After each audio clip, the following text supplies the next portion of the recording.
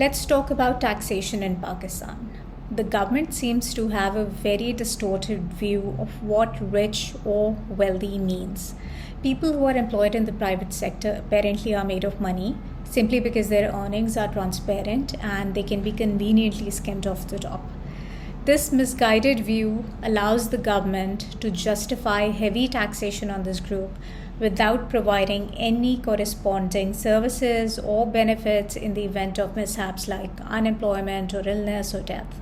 So these individuals are taxed on their gross income, and then there's a tax on this tax, and I'm referring to the 10% surcharge here. Anytime they buy groceries or electricity, they pay taxes again on consumption. If they manage to save anything at all, they get taxed on the profits. Then there's an advance tax or withholding tax that applies when they buy property or even pay for something as simple as a Netflix subscription using their credit card, even though every single rupee that hits their account has already been taxed at source. And then a lot of people very diligently pay zakat on their wealth too. So this taxation system, in my opinion, is a thinly veiled Ponzi scheme masquerading as civic duty. The government is depriving hardworking individuals of the chance to improve their standard of living and to save for retirement and achieve other life goals, just so that they're able to fund handouts for other segments of the population. So it's a system where the educated and skilled workforce that has spent time and effort and resources to get where they are today are being told to sacrifice more so that the people who contribute the least can be rewarded. Let's dive deeper into what qualifies as upper class or middle class. So the World Bank definition of middle class is a person earning between $300 to $3,000 per month.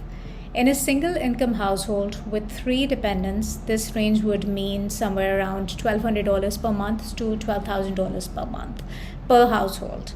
So stated in rupees, a 4-member family would need to earn around 3.3 lakh rupees to around 3.3 million per month before taxes to qualify as middle class.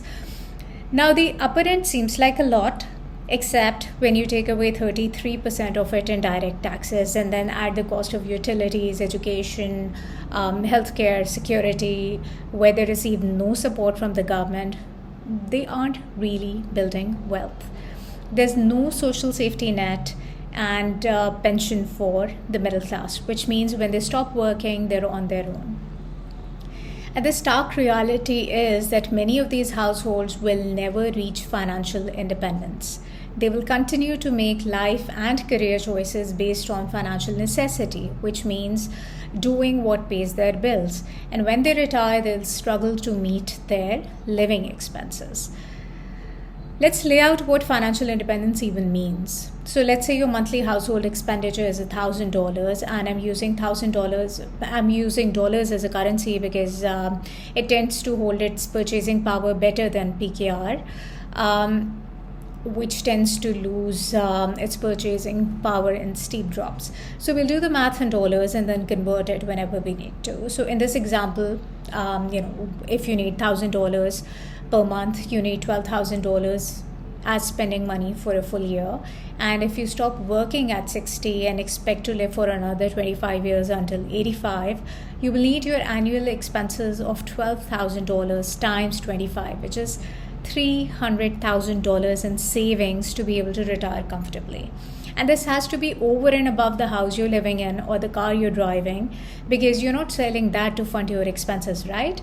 So to do the same math in rupees, if you spend around 3 lakh rupees per month in groceries and petrol and utility bills, you need to have at least 9 crore rupees in assets at today's exchange rate.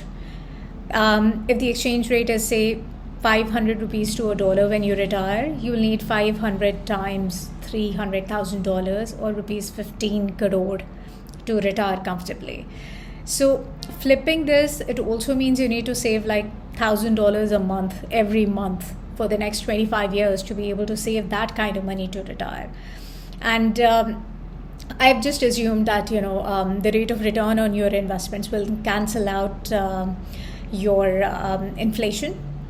So, just to keep the numbers simplistic, but if the government continues to mercilessly tax the educated and the skilled bankers, lawyers, accountants, and entrepreneurs, they will never have the chance to retire with dignity.